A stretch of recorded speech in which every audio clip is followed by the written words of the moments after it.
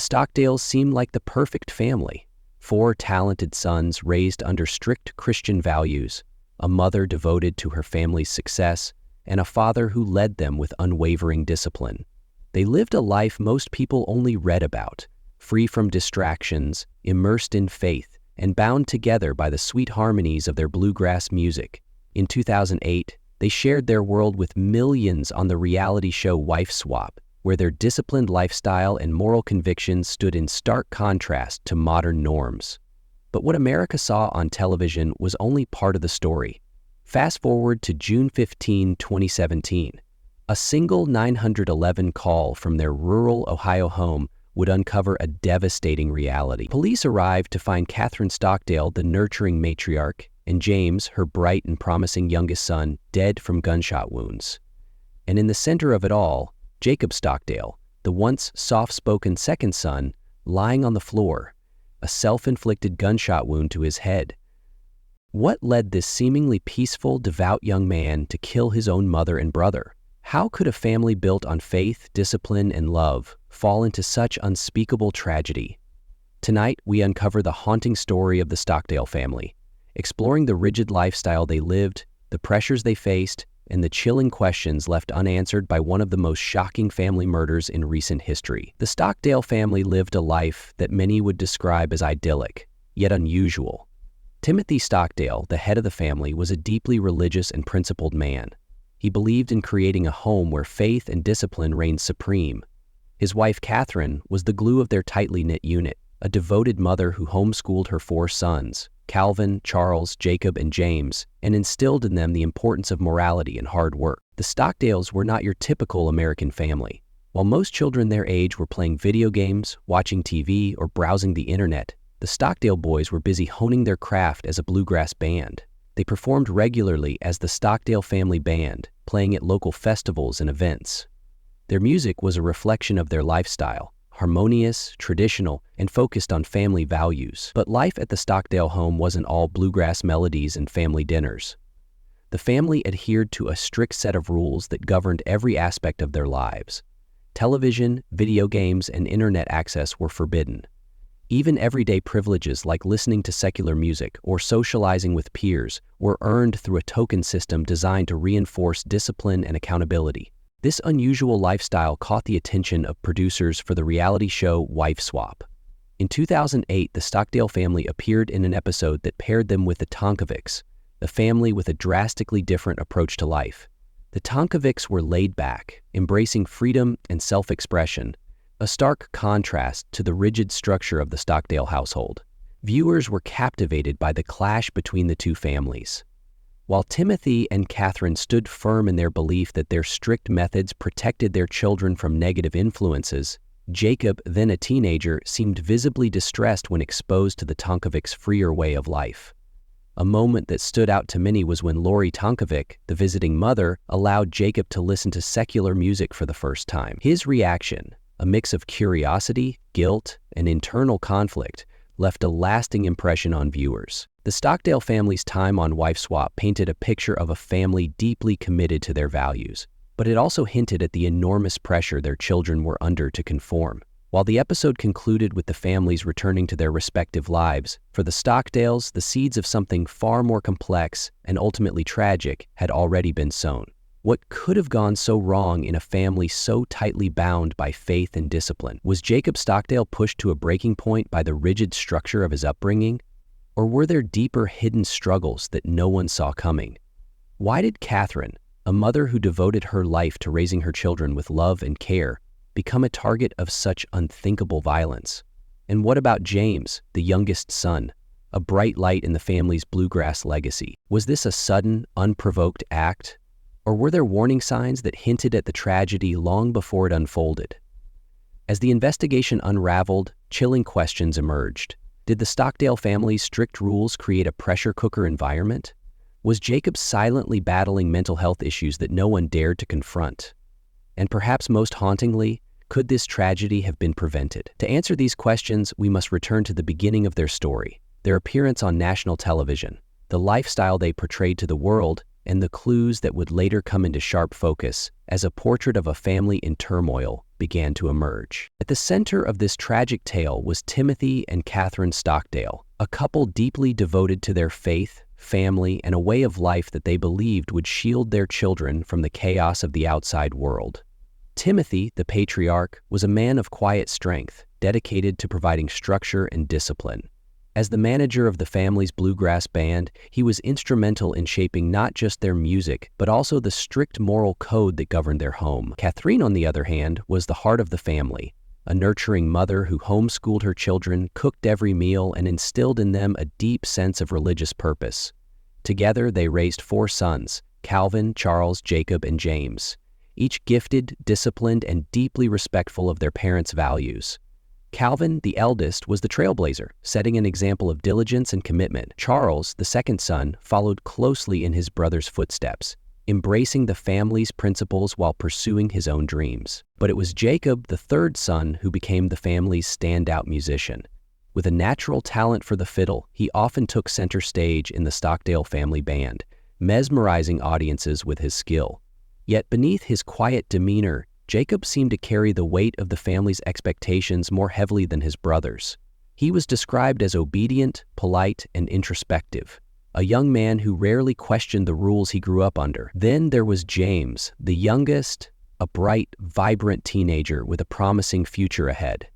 James had a natural charisma that endeared him to everyone he met. At just 21 years old, he had already begun to carve out his place in the family band, playing bass with a spark that brought life to their performances. The Stockdale household operated like a finely tuned machine, with every member playing their part. From chores to music rehearsals, every activity was carefully planned and executed with precision.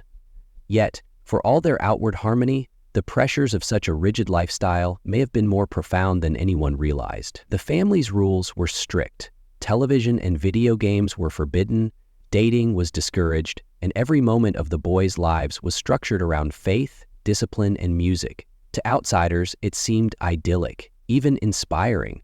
But within those walls, the weight of perfection cast long shadows over the lives of the Stockdale children. The Stockdales lived a life that felt like a time capsule, far removed from the distractions of modern society. In their home, there were no televisions to stream endless shows, no video games to occupy idle hours, and no internet to lure their children into a digital world. Instead, their lives revolved around faith, family, and discipline. Catherine and Timothy Stockdale believed that shielding their sons from outside influences would preserve their innocence and strengthen their moral character. Homeschooling was at the heart of their day-to-day life. Catherine, the matriarch, meticulously planned lessons, ensuring the boys' education adhered to Christian values. Reading, writing, and arithmetic were taught alongside Bible study, and the curriculum was designed to keep the children engaged but grounded. There were no field trips to amusement parks or sleepovers at friends' homes, and social interactions were carefully controlled and limited to church groups, music events, or gatherings with like-minded families. For entertainment, the boys turned to their music. Timothy, the father, led the Stockdale family band, where each son played an instrument. Jacob mastered the fiddle, while James played the upright bass. They performed bluegrass music, often weaving messages of faith into their songs. Music wasn't just a pastime, it was a core value in the household, a way to bond as a family and spread their beliefs to the community. To instill discipline and encourage good behavior, Catherine and Timothy introduced a token system. The boys earned tokens for completing chores, finishing schoolwork, or displaying respectful behavior. These tokens were their only currency, exchanged for privileges like listening to the radio or making phone calls. Even something as simple as enjoying a sugary snack had to be earned. In the Stockdale home, every reward came with effort, and every moment of leisure was carefully regulated. This structure created a world that was orderly, controlled, and, to the outside observer, almost idyllic. But beneath the surface, this regimented lifestyle came with a price. The lack of freedom, the relentless pursuit of perfection, and the pressure to uphold their family's reputation were forces that quietly shaped the boys. Most notably, what started as a system to nurture responsibility and protect their children would soon become a focal point in understanding the tragedy that unfolded years later. At the heart of the Stockdale family's identity was their shared passion for music. The Stockdale family band wasn't just a pastime, it was a way of life. Led by Father Timothy Stockdale, the band featured Catherine on the fiddle, Jacob on the banjo, and James playing the bass. The two older brothers, Calvin and Charles, rounded out the group, creating a harmonious blend that brought traditional bluegrass music to life. Based in Beach City, Ohio, the family frequently performed at local festivals, churches, and community events, their music echoing the values they held dear: faith, discipline, and togetherness. To the Stockdales, bluegrass was more than just entertainment. It was a reflection of their simple, God-centered way of living. Timothy believed their musical commitment instilled a sense of discipline and purpose in his children. Rehearsals were strict and performances were plentiful. For years, the Stockdale family band traveled to competitions and events, winning accolades and the admiration of audiences who saw them as a beacon of tradition and wholesome values. But behind the melodies and applause, the pressures of their lifestyle weighed heavily on the children, particularly Jacob, who carried the burden of upholding the family's reputation while navigating the expectations placed upon him. The banjo became his sanctuary, the one outlet where he could express himself in a tightly controlled world.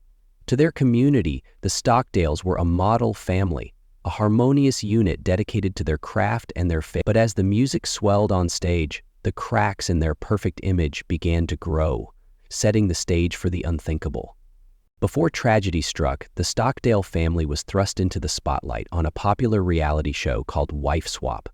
The concept was simple but provocative. For 2 weeks, two families from drastically different walks of life would exchange mothers. For the first week, each mother would follow the household rules of the new family. But in the second week, she would introduce her own rules, often leading to conflicts, revelations, and of course, compelling television. In 2008, the Stockdale family, known for their conservative Christian values and highly regimented lifestyle, became a focal point for the show. Catherine Stockdale, the mother, homeschooled her children, maintained strict discipline, and limited outside influences. The boys earned tokens for chores and good behavior, which they could exchange for privileges like listening to approved music. Television, video games, and casual friendships were strictly off-limits. The family believed this lifestyle protected them from corruption and strengthened their moral foundation. In contrast, the Tonkovic family, who swapped with the Stockdales, embraced a free-spirited and laid-back approach to parenting. Lori Tonkovic, the visiting mother, was shocked by the Stockdales' restrictive rules and the absence of basic freedoms for the boys. The tension peaked during the second week, when Lori allowed the Stockdale boys a glimpse of life without their usual boundaries. Jacob Stockdale, then a teenager, was visibly distressed, breaking down in tears when exposed to the freedom of a more lenient environment. The episode left viewers polarized. Some admired the Stockdales' dedication to their values, while others criticized their rigidity, calling it overbearing. But no one watching at the time could have predicted the unimaginable turn their story would take years later. In 2008, the Stockdale family stepped out of their secluded world and into the national spotlight on the hit reality series Wife Swap. The show, known for pairing families with starkly different lifestyles, placed Catherine Stockdale, the devoted and disciplined mother of the Stockdale household, into the home of the Tonkovic family, a family that could not have been more different. Lori Tonkovic, the matriarch of the Tonkovic household, was a single mother with a refreshingly relaxed approach to parenting. Her household thrived on freedom, open communication, and self-expression. Where the Stockdale boys earned privileges like listening to the radio or playing games through tokens earned for chores, Lori's children were free to explore their interests without constraint. To the Stockdales, the Tonkovic home seemed chaotic and unstructured. To the Tonkovics, the Stockdale rules were rigid and suffocating. For Lori, adjusting to the Stockdale home meant stepping into a world where every action was monitored, every moment accounted for, and freedom was a foreign concept. For Jacob Stockdale, however, his temporary stay with the Tonkovics was more than a culture shock. It was a glimpse into a world of possibilities he had never been allowed to consider. Lori would later recount Jacob's visible discomfort when presented with the freedom to relax, socialize, or enjoy simple pleasures. She remembered him asking if he could listen to the radio, as if unsure how to navigate such a seemingly minor liberty. It was a moment that stuck with her long after the cameras stopped rolling. The Tonkovic family's carefree approach highlighted the stark divide between the two households. Lori believed children thrived when allowed to make their own choices, even if those choices led to mistakes. But the Stockdales were unwavering in their belief that discipline and rules protected their children from the dangers of a corrupt world. Catherine Stockdale described her family's philosophy as one of moral clarity, where structure was not just a preference, it was a necessity. The wife swap experiment was meant to create entertaining friction between the families. But for the Stockdales, especially Jacob, it may have revealed cracks in their seemingly perfect structure, cracks that would only deepen over the years to come. The Stockdale family's episode on wife swap aired in 2008, immediately captivating audiences with its striking contrast between two households. On one side, Catherine Stockdale ran her home like a carefully orchestrated symphony. Every moment of her sons' lives was meticulously planned, from homeschooling lessons to daily chores, all guided by a token system. Tokens were the Stockdale family currency, earned through hard work and good behavior, and spent sparingly on privileges like listening to the radio or time outside with friends. For Catherine, this structure was not just a method of discipline, it was a safeguard against what she called the corrupting influences of the modern world. But then came Lori Tonkovic, a free-spirited mother from a more relaxed and permissive family, to live among the Stockdales for 2 weeks. Lori was baffled by the rigidity of the Stockdale household. The absence of television, video games, and even casual snacks struck her as extreme, but it was the boys' behavior that truly alarmed her. She described Jacob and his brothers as polite but unnervingly quiet, their lives seemingly revolving only around work, music, and prayer. During her time in the Stockdale home, Lori challenged the family's strict rules. In one pivotal moment, she handed the boys something forbidden, a simple bag of candy. The reaction was striking. Jacob, then a teenager, became visibly distressed, as if the sugary treat represented a moral failure. He asked Lori to take it away, fearful of the consequences of indulging in even the smallest act of rebellion. Lori later reflected that the boys seemed sheltered to the point of suffocation. She noted that Jacob, in particular, seemed emotionally fragile, his life so consumed by structure and control that he struggled to process even minor deviations. Those boys were like caged birds, Lori would later say in interviews. They didn't know how to live in the real world. Meanwhile, Catherine faced her own challenges as she swapped places with Lori. Immersed in a household where rules were loose and fun was encouraged, Catherine found it difficult to reconcile her own parenting philosophy with the chaos she observed. She voiced concern that without strict discipline, children could easily fall prey to unhealthy influences. The episode ended as all wife swap episodes do, with both families sitting down to reflect on their experiences. But for many viewers, the Stockdale family left a lingering impression. Were these strict rules the key to a harmonious and virtuous life, or a ticking time bomb? Jacob Stockdale, quiet and obedient on screen, would remain a haunting figure in the minds of many, though no one could have predicted the horror that would unfold just 9 years later. After their appearance on Wife Swap in 2008, the Stockdale family returned to their secluded life in Beach City, Ohio. The episode had left viewers divided. Some admired their unwavering commitment to traditional values, while others criticized their rigid and isolating lifestyle. The national spotlight faded quickly for most, but for the Stockdales, the ripples of public attention lingered in unexpected ways. For the family, life after the show was a return to their well-worn routines.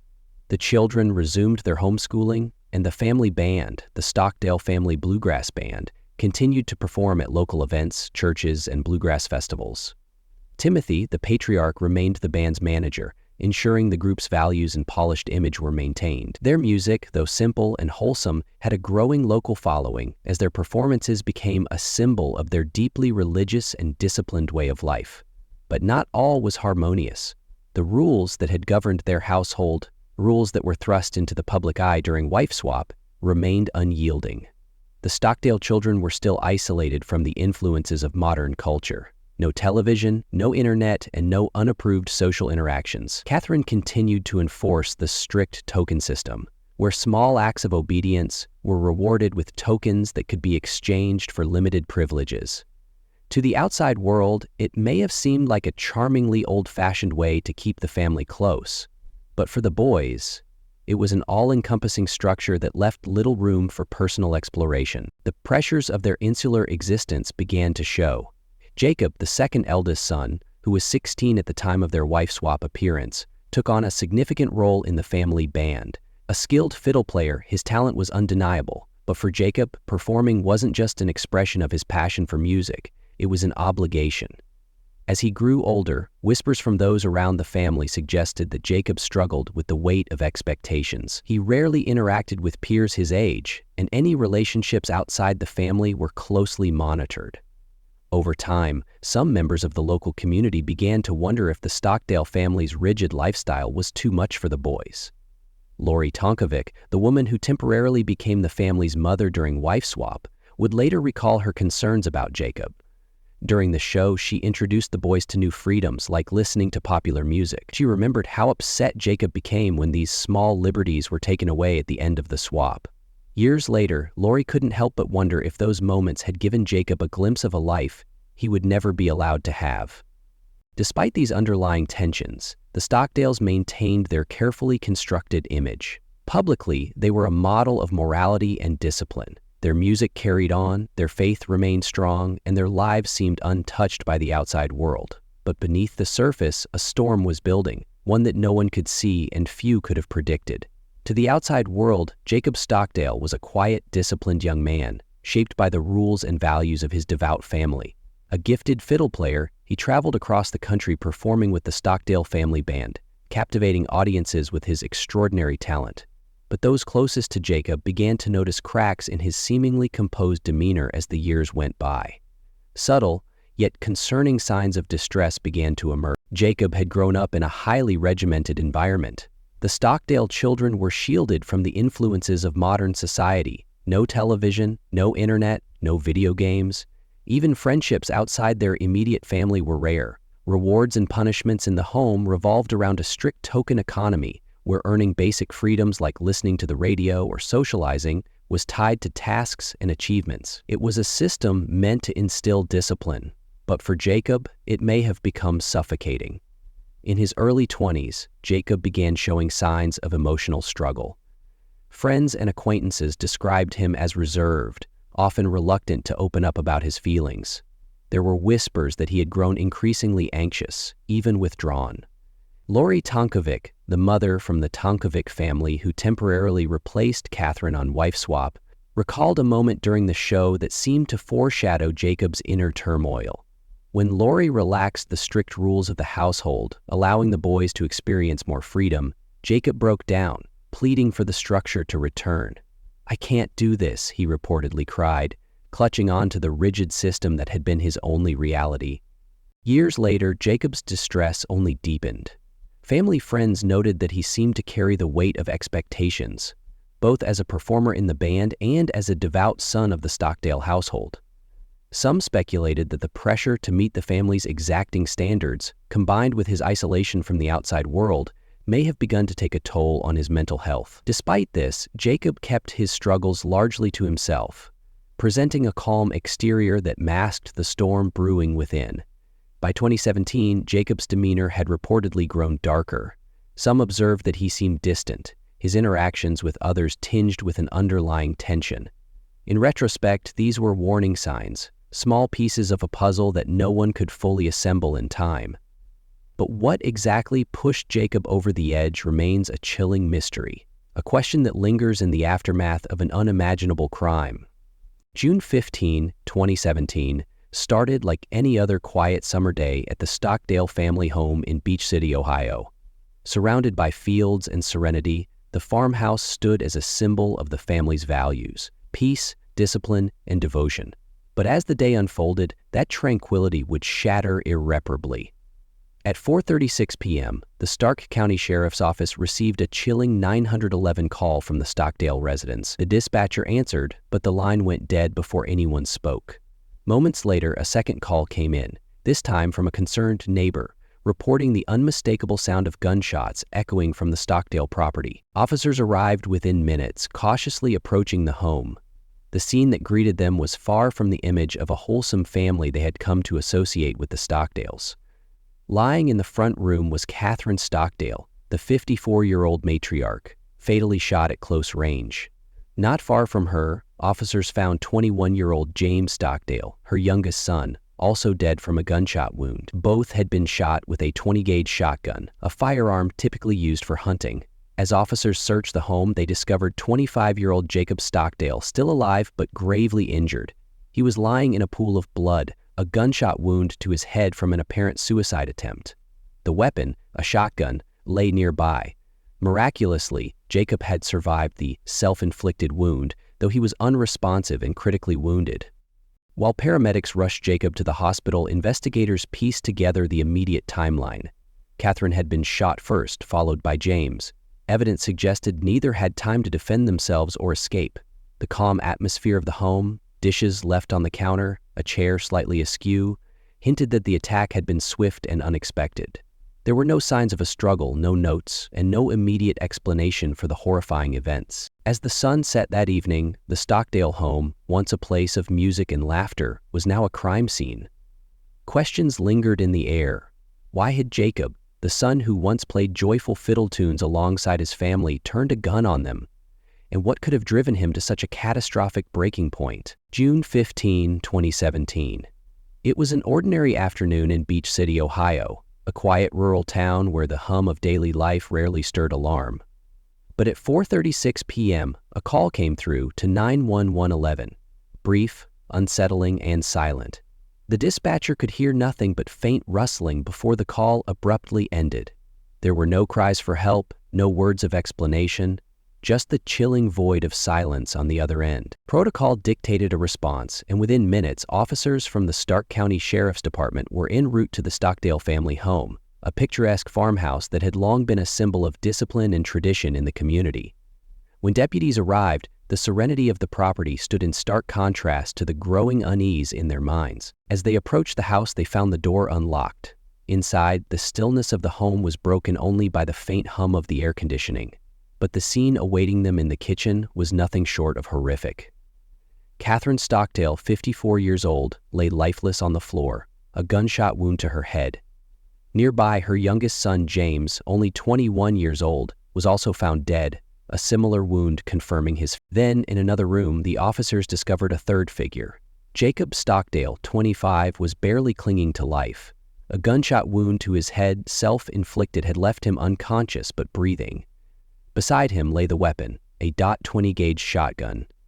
There was no struggle, no signs of forced entry, only an overwhelming sense of devastation. The officers acted quickly, calling for medical assistance as they tried to piece together the chain of events. Jacob was rushed to the hospital in critical condition, leaving behind a crime scene that posed more questions than answers. Who had made the 911 call? Why had this tight-knit family, a symbol of moral discipline and faith, descended into such violence?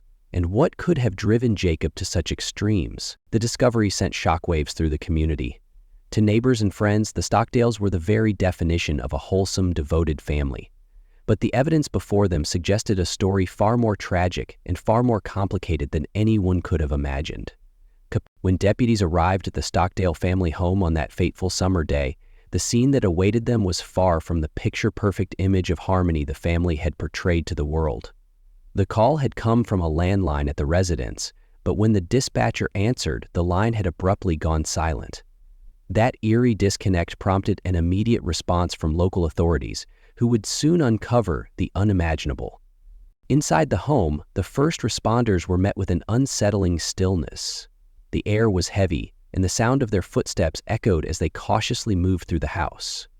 In the downstairs area, they found Catherine Stockdale, the 54-year-old mother who had devoted her life to raising her sons with unwavering discipline and love.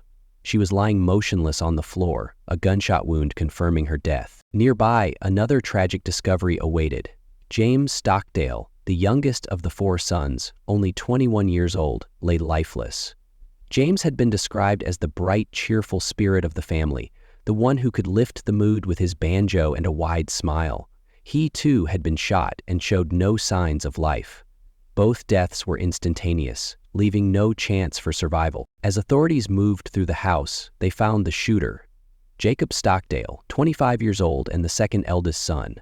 Jacob was alive but gravely injured, having turned the gun on himself in an attempt to end his life after the killings. The self-inflicted gunshot wound to his head had caused significant trauma, yet he clung to life. Bleeding and semi-conscious, Jacob was quickly transported to the hospital under police supervision. The murder weapon, a shotgun belonging to the family, was found at the scene, a chilling reminder of the violence that had unfolded in what should have been a sanctuary of faith and love. Investigators were left to piece together how this home, rooted in strict values and religious devotion, could become the site of such an unthinkable act. The Stockdale home, once filled with music and prayer, was now a crime scene, a place where the lives of a mother and her son had been cut short and where the haunting question lingered. Why? When the police entered the Stockdale home that fateful afternoon, they found Jacob Stockdale clinging to life. He had attempted to end his own suffering with a single gunshot to the head. The scene was haunting. Jacob's mother, Catherine, and his younger brother, James, both lay lifeless in the home they once filled with music and faith. It was a tableau of shattered lives, one that sent shockwaves through the small town of Beach City, Ohio. Jacob was rushed to the hospital, where doctors fought to stabilize him. Against all odds, he survived the self-inflicted gunshot wound, though his injuries were severe. For weeks, he remained under close medical care, unable to answer the questions that hung heavy over the community. Why? What drove him to commit such an unthinkable act? News of the tragedy spread quickly. The Stockdale family had been a fixture in their tight-knit community, known for their deep-rooted faith and musical talent. Their bluegrass band had performed at local events, drawing admiration for their harmony, both on stage and seemingly at home. But the murders shattered that image, leaving neighbors grappling with the horrifying reality that tragedy had struck so close to home. "It just doesn't make sense," a family friend told reporters. "They were good people, a good family. Everyone admired how close they were. You would never imagine something like this could happen." As Jacob lay in recovery, the whispers began. Many questioned whether the family's famously rigid lifestyle had contributed to the tragedy. Former fans of the wife swap episode recirculated clips of the show, speculating about Jacob's mental state.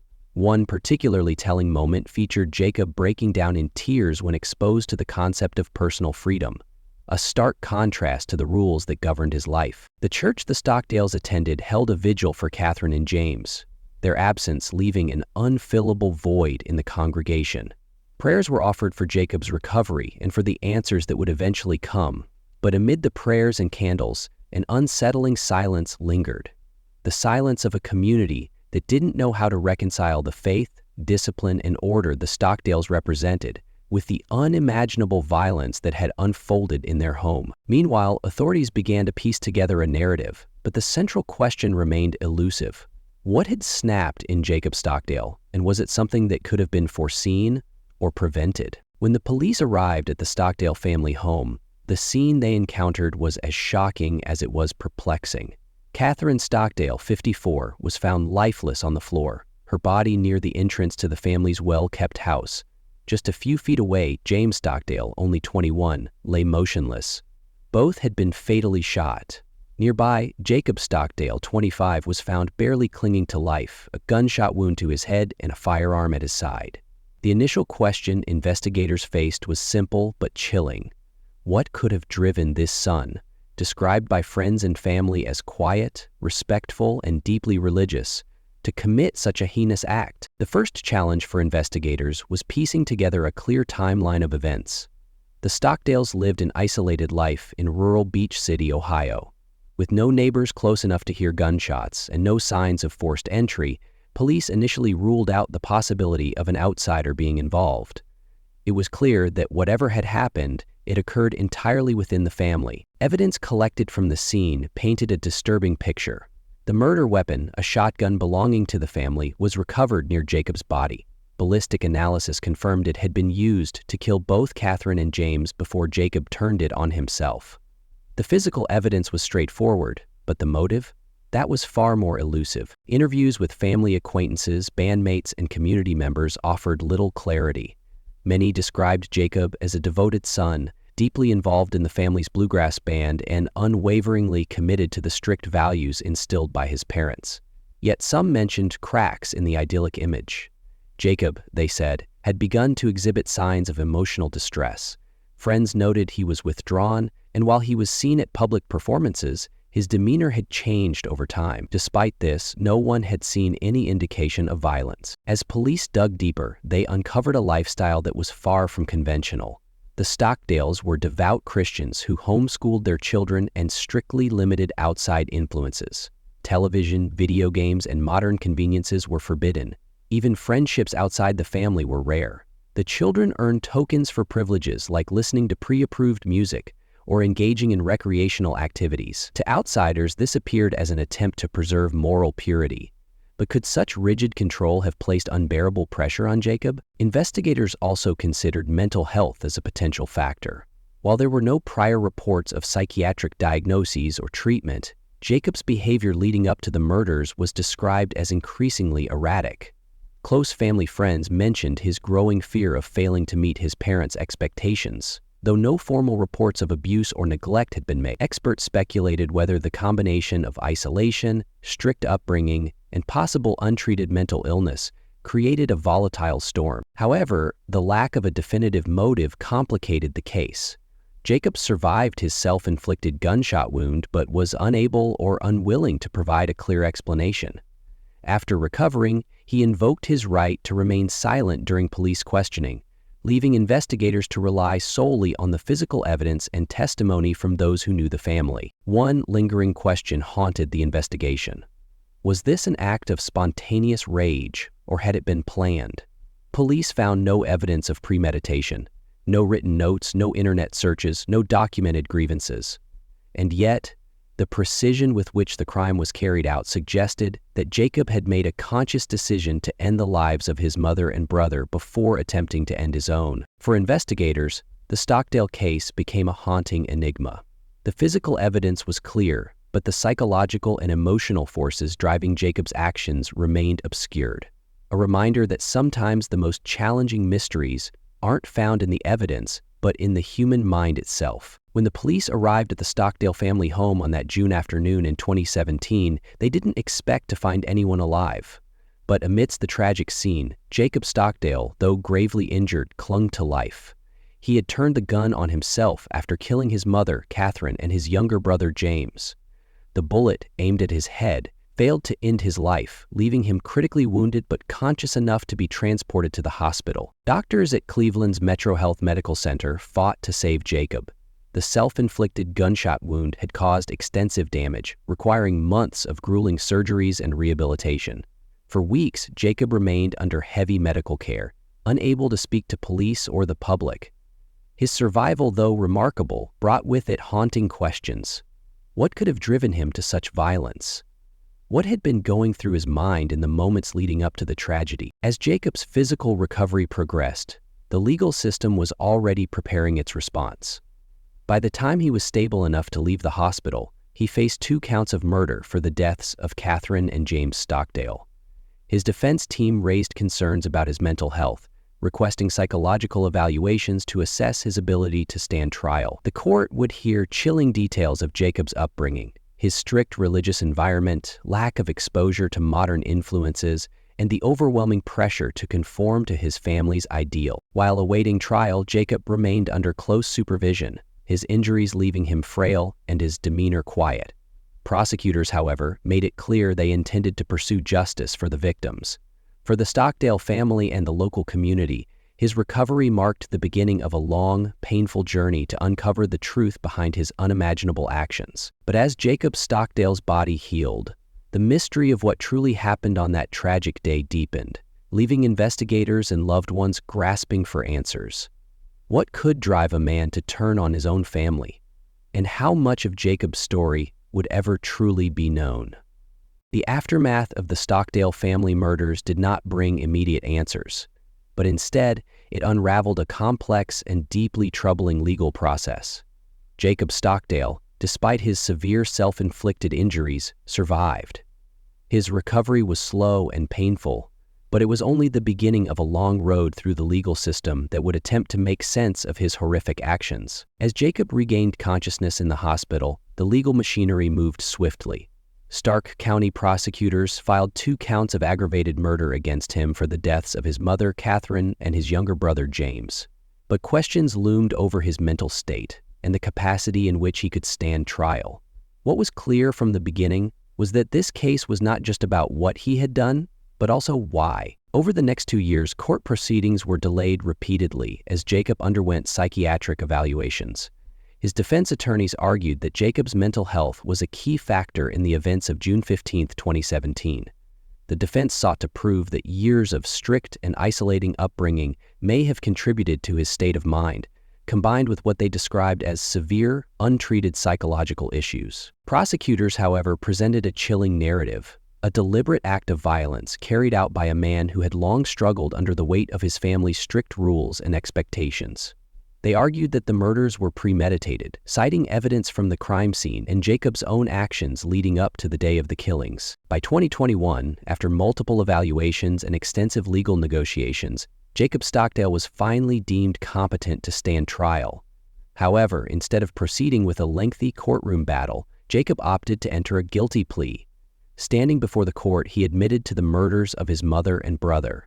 His voice was described as quiet, almost detached, as he answered the judge's questions. Family members present in the courtroom, including his surviving father and brothers, sat silently, some visibly emotional. Jacob's guilty plea spared the family from enduring the trauma of a full trial, but it did little to ease the lingering questions surrounding his motives.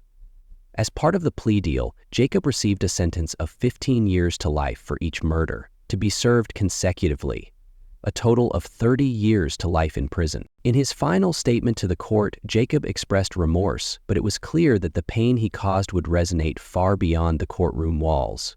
His surviving family members chose to focus on forgiveness, citing their strong faith. But the scars of that tragic day remain deeply etched in their lives. Today, Jacob Stockdale serves his sentence in an Ohio state prison, where he remains a quiet figure, still under observation for ongoing mental health concerns. The story of the Stockdale family, once a beacon of wholesome traditional values, now stands as a grim reminder of how hidden struggles can explode into unimaginable tragedy. When the news of the Stockdale family tragedy broke, many were left grappling with one central question: why?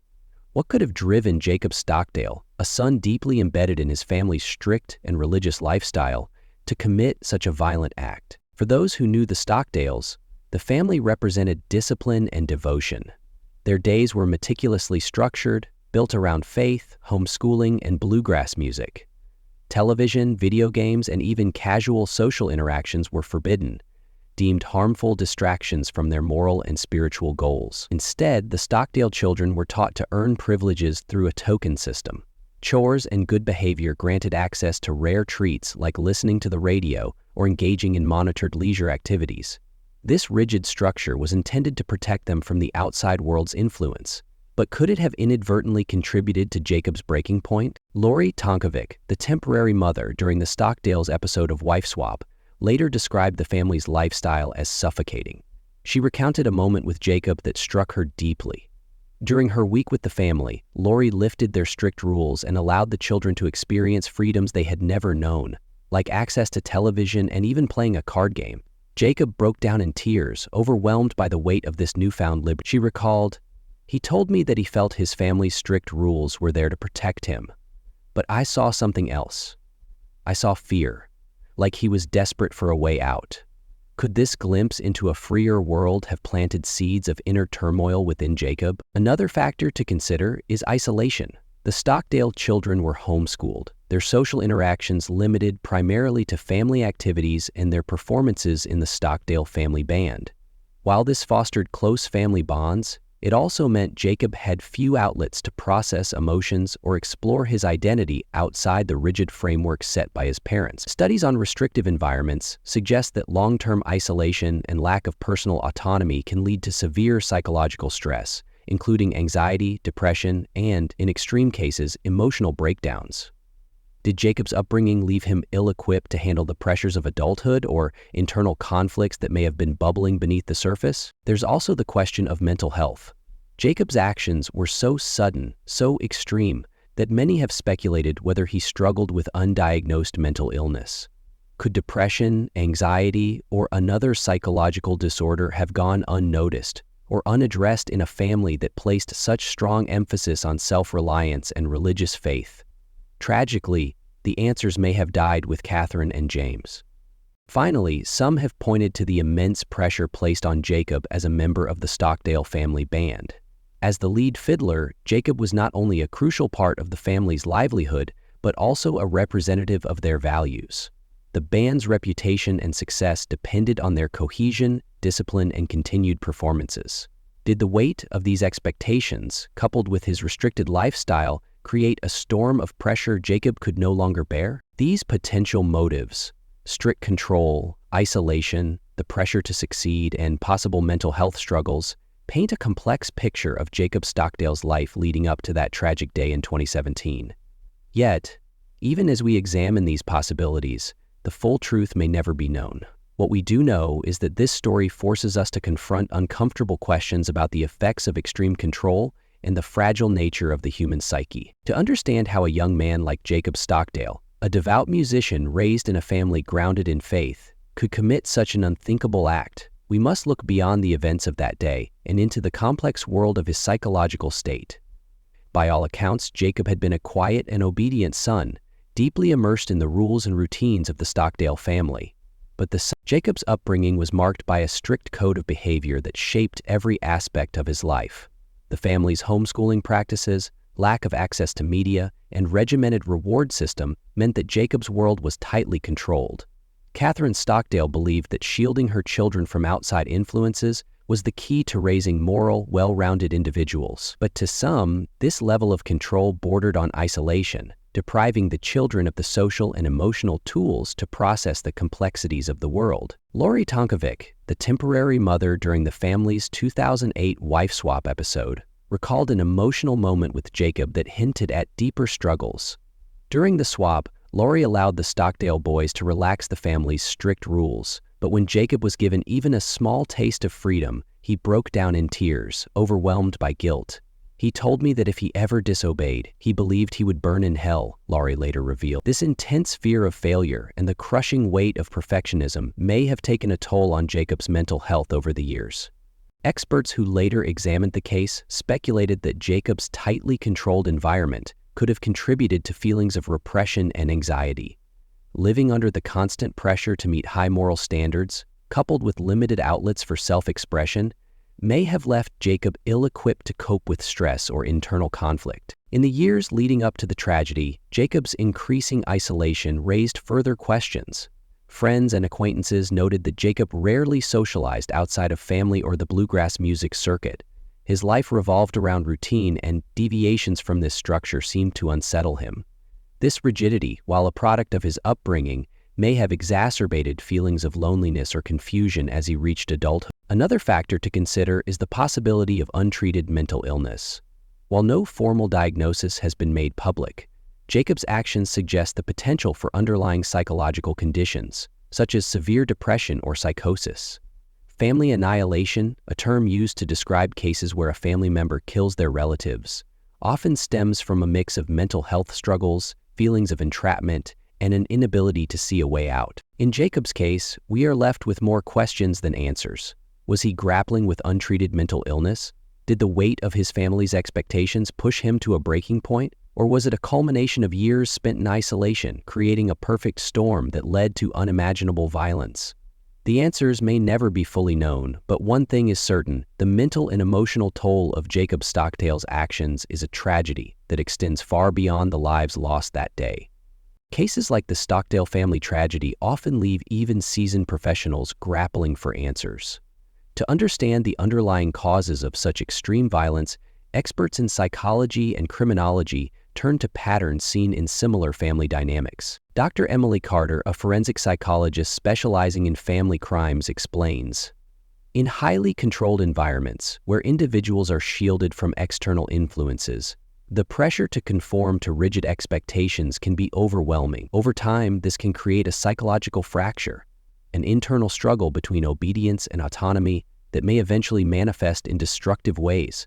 She points out that Jacob's upbringing, while rooted in discipline and moral guidance, may have also suppressed emotional outlets and independent decision-making, creating a volatile psychological state. Professor Mark Halston, a criminologist and author of The Tipping Point: Why Families Break, emphasizes the potential role of isolation in cases like this. Families that isolate themselves from mainstream society, even with the best intentions, can unintentionally create a pressure cooker environment. Without exposure to different perspectives or coping mechanisms, individuals may struggle to process stress or dissatisfaction in healthy ways. Experts also discuss the phenomenon of family annihilation and its psychological roots. Dr. Halston explains, though Jacob's actions do not fit the typical family annihilator profile, there are parallels in the overwhelming need to escape perceived failure or unbearable pressure within the family unit. For some, violence tragically becomes a means to resolve this inner turmoil. As investigators and psychologists analyze the case, these insights shed light on how the intersection of a strict upbringing, potential mental health struggles, and social isolation may have culminated in this unthinkable act. It's a chilling reminder that even the most well-meaning family dynamics can have unforeseen and devastating consequences when key psychological needs go unmet. The story of the Stockdale family is one that defies simple explanation. It began with a household built on principles, strict discipline, unwavering faith, and a life shielded from modern distractions. On the surface, their appearance on Wife Swap presented them as a beacon of traditional values, a family that stood apart in a fast-moving world. But as we've uncovered, behind the harmonies of their bluegrass band and the rigid rules of their home, tensions may have quietly simmered. Jacob Stockdale, the disciplined and devoted son, shocked the nation when he turned a gun on his own family, killing his mother Catherine and brother James before attempting to take his own life. The strict confines of their upbringing, Jacob's mental health struggles, and the pressures of isolation may have been contributing factors. But even with these considerations, the motive behind Jacob's actions remains elusive. What drove a young man described as obedient and faithful to commit such a heinous act against the very people who loved him the most? This tragedy left a family shattered, a community in disbelief, and questions that linger to this day. It serves as a chilling reminder of the complex dynamics that can exist behind closed doors, even in the most devout and seemingly harmonious households. As we reflect on this devastating case, we are left to ponder, how much pressure is too much, and how do we balance the desire to protect with the need for freedom and individuality? The Stockdale family's story is a tragic reminder of the complex and often unseen dynamics that can shape a household. At its core lies the question, can too much control, even with the best intentions, fracture rather than fortify a family? The Stockdales lived by a strict code, shielding their children from what they viewed as harmful influences. No television, no video games, no outside interference. It was a life designed to instill discipline, morality, and focus. But at what cost? For Jacob Stockdale, the pressures of an isolated upbringing may have grown too heavy to bear. Experts suggest that rigid parenting, while intended to protect, can sometimes lead to emotional repression, heightened anxiety, and an inability to cope with the challenges of adulthood. In Jacob's case, the tightly controlled environment, combined with the expectation to uphold the family's pristine image, may have left him feeling trapped, with no outlet for his struggles. But it's not just about one family. The Stockdale tragedy raises broader societal questions. How do we balance structure and freedom in raising children? Can strict rules create a pressure cooker environment where breaking free feels impossible without drastic measures? And how do we, as a society, address mental health in environments that prioritize appearance over emotional well-being? The Stockdale family's story isn't just about the tragic events of June 15, 2017. It's about the fragility of the human spirit under relentless pressure. It's about the need for balance between guidance and independence, discipline and compassion, and it's a call to recognize that even within the most seemingly perfect families, cracks can form, unseen and unheard, until it's too late. What do you think truly happened within the Stockdale family? Was it the weight of their strict upbringing, unspoken struggles, or something deeper that led to this tragic ending? We'd love to hear your thoughts. Share them in the comments below. If you found this story compelling and want to uncover more untold tales, hit that like button and subscribe to the channel. Don't forget to turn on notifications so you never miss a story that challenges what we think we know.